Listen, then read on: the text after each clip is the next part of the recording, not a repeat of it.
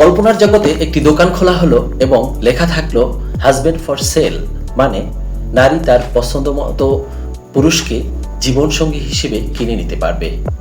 এবং এই ষষ্ঠ তলার দোকানের একটাই নিয়ম, নিচতলা থেকে দ্বিতীয় তলায় গেলে পূর্বের তলায় আর ফিরে আসা যাবে না। একটা নারী সম্ভবত প্রথম তলায় গেল এবং দেখলো এখানে প্রতিটা পুরুষ ভদ্র এবং সুদর্শন। নারী এবার দ্বিতীয় তলায় গেল এবং দেখলো এখানে প্রতিটা পুরুষ ভদ্র, সুদর্শন এবং চাকরিজীবী। এবার নারী তৃতীয় তলায় গেল এবং দেখলো এখানে প্রতিটি পুরুষ ভদ্র, সুদর্শন, চাকরিজীবী এবং এক নারীতে আসক্ত। এবার ভাবলো সম্ভবত পরের তলায় গেলে অবশ্যই সে এর থেকে ভালো কিছু পাবে। তাই নারী এবার গেল চতুর্থ তলায়।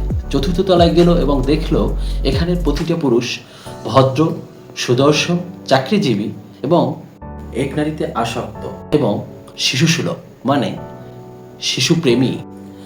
নারী এবার পঞ্চম তলায় গেল এবং বেস্ট জিনিস আবিষ্কার করলো, এখানের প্রতিটি পুরুষ ভদ্র, সুদর্শন, শিশুসুলভ, চাকরিজীবী এবং এক নারীতে আসক্ত।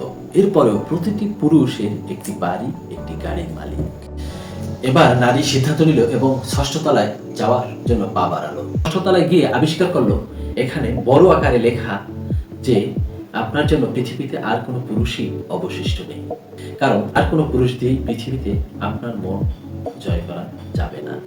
আমরা জেনে বুঝেই দোকানটা দিয়েছি, কারণ আপনি ষষ্ঠ তলায় আসবেনই। মোরাল অফ দ্য স্টোরি, কেউ আপনার জীবনে পারফেক্ট হয়ে আসবে না, যে এসেছে সেই আপনার জীবনে পারফেক্ট। গল্পটা শুধু নারীর জন্য প্রযোজ্য নয়।